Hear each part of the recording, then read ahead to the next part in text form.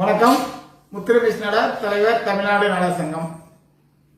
பெருந்தலைவர் காமராஜருடைய ஆட்சி தமிழகத்தில் 1954 ஏற்பட்டது. அப்போதைய காலகட்டத்திலிருந்து இன்று வரை ஒரு பொய் பிரச்சாரம்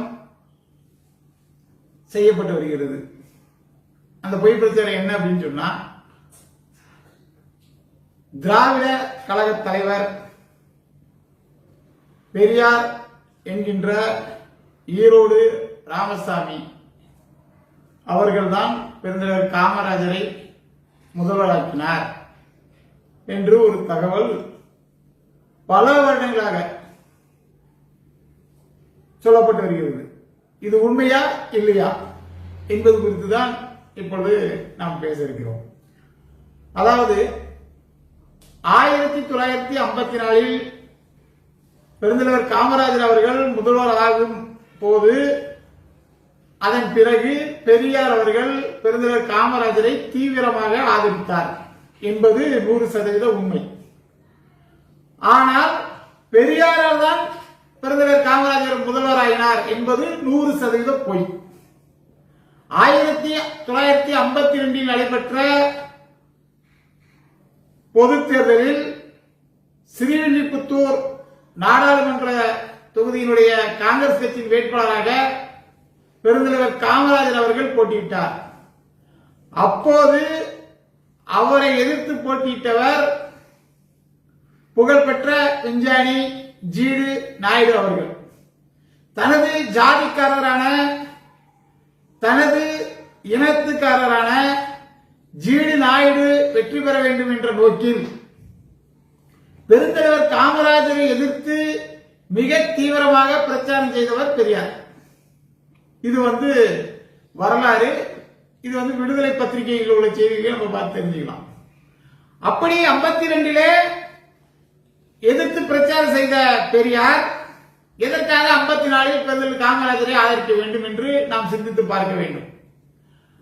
பெரியாரை பொறுத்தவருக்கு அவர் 1925 காங்கிரஸ் கட்சியில் இருந்தார். காங்கிரஸ் கட்சியிலிருந்து வெளியேறினார். ஆனால் அவர் எதற்காக காங்கிரஸ் கட்சியிலிருந்து வெளியேறினார்? மூதறிஞர் ராஜாஜியுடைய அரசியல் நெருக்கடிக்கு தாக்கு பிடிக்க முடியாமல் காங்கிரஸ் கட்சியை விட்டு வெளியேறினார். அந்த பிராமண எதிர்ப்பை மையமாக வைத்துதான் அப்போது மிகப்பெரிய அரசியல் கட்சியாக இருந்த நீதி கட்சியில் தஞ்சம் அடைந்தார். நீதி கட்சியில் உள்ள தலைவர்களுடன் நட்புறவை ஏற்படுத்திக் கொண்டு சுயமரியாதை இயக்கம் என்ற ஒரு இயக்கத்தை ஆரம்பித்தார். அதன் பிறகுதான் திராவிடர் கழகம் என்ற ஒரு கழகத்தை உருவாக்கினார். திராவிடர் கழகத்தை பொறுத்தளவிற்கு தேர்தலிலே போட்டியிடாத ஒரு கழகம் என்பது வரலாறு. பெரியாரை பொறுத்தளவிற்கு அவர் பெருந்தலைவர் காமராஜர் முதல்வர் ஆனதற்கு பிறகுதான் ஆதரித்தாரே தவிர காமராஜர் முதல்வர் ஆவதற்கு எவ்வித ஆதரவும் தெரிவிக்கவில்லை, எதுவும் செய்யவில்லை. சரி, அவர் ஒரு வாதத்துக்காக வைத்துக் கொள்வோம். பெரியார் அவர்கள் தான் காமராஜரை முதல்வராக்கிறார் என்றால் அன்றைய காலகட்டத்தில் பெரியாருக்கு ஆதரவாக இருந்த சட்டமன்ற உறுப்பினர்களுடைய எண்ணிக்கை என்ன? பெரியார் சொன்னால் கேட்டு பெருந்தலைவர் காமராஜர் முதலமைச்சர் ஆவதற்கு வாக்களிப்பதற்காக இருக்கக்கூடிய சட்டமன்ற உறுப்பினர்களுடைய எண்ணிக்கை என்ன என்பதை பற்றி நாம் பகுத்தறிந்து சிந்தனை செய்ய வேண்டும். அன்றைய காலகட்டத்தில் பெரியாருடைய ஆதரவு சட்டமன்ற உறுப்பினர்களோ, பெரியார் சொன்னால் வாக்களிக்கக்கூடிய சட்டமன்ற உறுப்பினர்களோ ஒருவர் கூட இல்லை என்பதுதான் வரலாறு. முழுக்க முழுக்க பெரியார் என்பவர் 90% மேல பொய்யான தகவல்களை மையமாக வைத்து உருவாக்கப்பட்ட ஒரு பொய் பிம்பம் என்பது இந்த உண்மை மூலம் நாம் தெரிந்து கொள்ளலாம். இன்றைக்கு பெரியாருடைய சீடர்கள் என்று சொல்லிக் கொள்ளும் பலர் பெருந்தலைவர் காமராஜரை பற்றியும் அவர் பிறந்த நாடார் சமுதாயத்தை பற்றியும் பல்வேறு அவதூறுகளை தொடர்ந்து பரப்பி வருகிறார்கள். அதற்கு காரணம் என்னவென்றால், ஒரு மிகப்பெரிய வெற்றியாளனை, மிகப்பெரிய வெற்றி பெற்ற ஒரு சமூகத்தை, அவர்களுக்காக ஒரு காலத்தில் போராடியது நாங்கள் தான் என்று ஒரு பொய் பிரச்சாரம் செய்து வருகிறார்கள். அப்போதுதான் அவர்களை பற்றி பெருமையா பேசுவாங்கிற ஒரு நோக்கத்தினால நாடார் சமுதாயத்தை பொறுத்தளவிற்கு ஒரு காலத்தில் இந்த நாட்டை ஆண்ட சமுதாயமாக இருந்தாலும் மக்களோடு மக்களாக அனைத்து சமுதாய மக்களுடைய ஆதரவை பெற்று வியாபாரத்திலும் சரி தொழிலும் சரி அனைத்து விதத்திலும் நாடார்கள் வந்து எல்லா சமுதாயத்திற்குரிய ஒன்றிணைந்து செயல்படக்கூடிய ஒரு சமுதாயம். நாடார்களுக்காக பெரியார் போராடினார், நாடார்களுக்காக பெரியார் அதை செய்தார் இதை செய்தார் என்பது 100% பொய். ஏனென்றால் பெரியார் பிறக்காத காலத்தில் கூட, ஏன் பெரியாருடைய அப்பா தாத்தா கூட பிறக்காத ஒரு காலத்தில் நாடார்கள் தங்களுக்கான ஒரு மிகப்பெரிய சுயமரியாதை போராட்டத்தை ஏற்படுத்தி கன்னியாகுமரி மாவட்டத்திலேயே, இன்றைய கன்னியாகுமரி மாவட்டம் அன்றைய திருவாங்கூர் சமஸ்தானத்தை எதிர்த்து மிகப்பெரிய போராட்டங்கள்லாம் நடத்தி ஏகப்பரம்பொருள் இறைவன் ஐயா வைகுண்டர் அவதாரமாக எடுத்து அன்பு வழியை போதித்து பெண்ணுரிமை, சமத்துவம், சமதர்மம் அனைத்தையும் இந்த சமூக மக்களுக்கு மட்டுமல்ல, அன்று தாழ்த்தப்பட்ட சமுதாயமாக பாய்விக்கப்பட்ட 18 ஜாதிகளுக்காகவும் போராடி அது வெற்றி கண்டு 1858 காலங்களில் வெற்றி கண்டு ஒரு வரலாறு.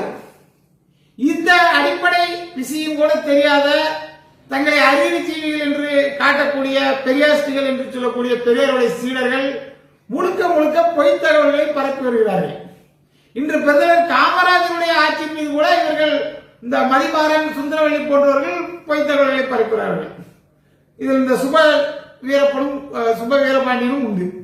இவர்களுடைய நோக்கம் ஒரு வெற்றியாளனை நாங்கள் தான் உருவாக்கினோம், ஒரு வெற்றியாளனுக்கு உருவாக்குறது நாங்கள் தான் காரணம் சொல்லி தப்பட்டு படிப்பதும் தற்பெருமை பேசுவதுமாக இவர்கள் இருக்கிறார்கள். பெரியாரை பொறுத்தவரைக்கும் அவர் மிக தெளிவான ஒரு கொள்கையில் இருந்தார். யார் ஆளுங்கட்சியாக இருந்தாலும் அவர்களுக்கு ஜால்ரா அடித்து தனது சொத்துக்களை காப்பாற்றிக் கொள்ள வேண்டும், தங்களது அமைப்பை பலப்படுத்திக் கொள்ள வேண்டும் என்ற நோக்கத்தை தவிர அவருக்கு வேற எந்த நோக்கமும் கிடையாது.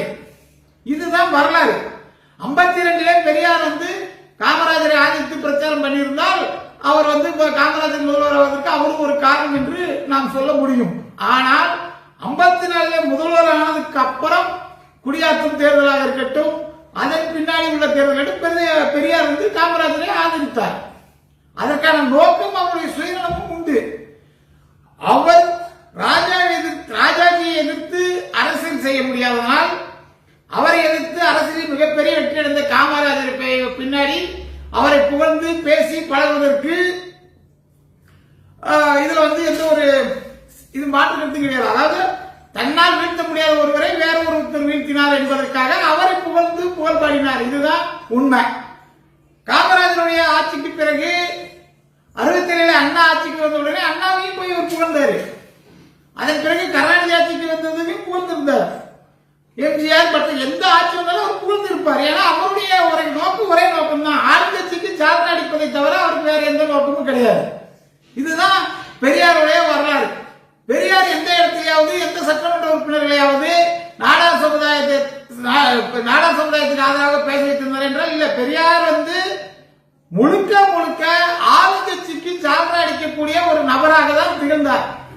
இது தெரியாமல் பெரியாருடைய சீடர் என்று சொல்லிக் கொள்பவர்கள் முழுக்க முழுக்க பொய்யான கட்டுக்கதைகளை பரப்பி வருகிறார்கள். இதை நான் எந்த இடத்திலும் விவாதம் பண்ண தயாராக இருக்கிறேன். பெரியார் வந்து காமராஜரை உருவாக்கவில்லை. காமராஜரோட ஆட்சிக்கு பிறகுதான் பெரியார் வந்து காமராஜர் ஆதரித்து பிரச்சாரம் பண்ணார். அதற்கு முன்பு தனது ஜாதிக்காரருக்காக, தனது இனவெறி காரணமாக ஜிடி நாயுடுக்கு ஆதரவாக தான் பெரியார் பிரச்சாரம் பண்ணாரு. இதுதான் வரலாறு. வரலாறு இப்படி இருக்க தொடர்ந்து பொய் பிரச்சாரங்களை செய்து வரும் பெரியாரிஸ்டுகள் திருந்தி கொள்ள வேண்டும். நீங்கள் உண்மையிலேயே பகுத்தறிவு சிந்தனை உங்களுக்கு இருந்தது என்றால் நான் கூறுவதெல்லாம் உண்மையா இல்லையா என்று அலசி ஆராய்ந்து ஒரு தெளிவான முடிவுக்கு நீங்கள் வர வேண்டும். வந்ததுக்கு அப்புறம் காமராஜரை பற்றி நாம் கூறியது தவறு என்பதை நீங்கள் உணர்ந்து கொள்ள வேண்டும்.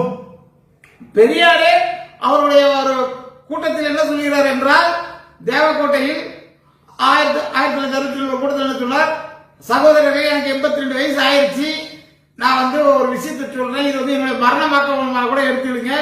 சேர சோழ பாண்டியர்கள் ஆட்சியில் இல்லாத சாதனையை, கல்வி அறிவை, அனைத்து அணைக்கட்டுகளை, இப்படி அனைத்து விஷயத்திலும் பெருந்தலைவர் காமராஜருடைய ஆட்சி ஒரு மிகப்பெரிய பொற்களாட்சியாக திகழ்கிறது.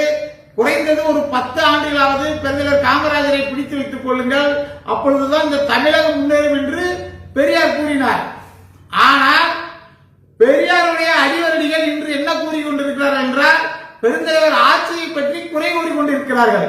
இது இவர்கள் பெரியாருக்கே செய்யக்கூடிய துரோகமாக இருக்கிறது. பெரியார் ஒரு சைடுல பொய்யான தகவல்கள் சொல்லிட்டு இருக்கிறார்களும், பெரியாருடைய சீடர்களும் ஒரு பல பொய் தகவல்களை சொல்லிட்டு இருக்காங்க.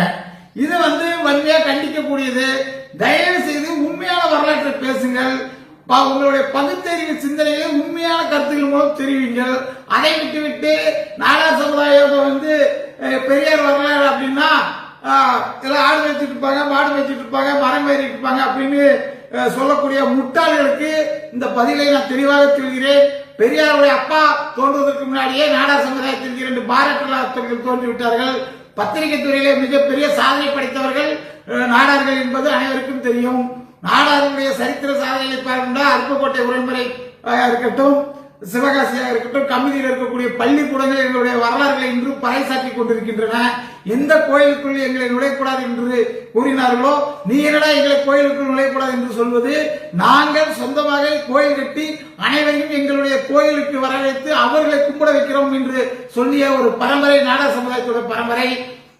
அனைவருக்கும் கல்வி கற்க வேண்டும் என்று பெருந்தலைவர் காமராஜர் அவர்கள் மதிய உணவு திட்டம் கொண்டு வந்து 1956 இருந்தாலும் கூட 1876 காலகட்டங்களில் இருந்து பிடியரசு பள்ளிக்கூடங்களை நடத்தி அனைத்து சமுதாய மக்களையும் படிக்க வைத்த சமுதாயம் நாடார் சமுதாயம். இப்படிப்பட்ட சமுதாயத்தை நீங்கள் தவறாகவோ கொச்சைப்படுத்தியோ இருட்டடிப்பு செய்தோ பேசுவதை எக்காரணத்தை கொண்டும் ஏற்றுக்கொள்ள முடியாது. இதை நீங்கள் புரிந்து கொள்ள வேண்டும். பெருந்தலைவர் காமராஜருடைய ஆட்சி தமிழகத்தில் ஏற்பட்ட பிறகு பெரியார் ஆதரவு தெரிவித்தாரே தவிர, பெருந்தலைவர் காமராஜர் ஆட்சி வருவதற்கு பெரியார் எவ்வளவு விதத்திலும் ஆதரவாக இருந்ததில்லை. சொல்ல போனால் பெரியார் காமராஜருக்கு எதிராக பிரச்சாரம் செய்தவர் தனது ஜாதி வெறியால், இனவெறியால் என்பதை இதன் மூலம் தெரிவித்துக் கொள்கின்றோம். நன்றி.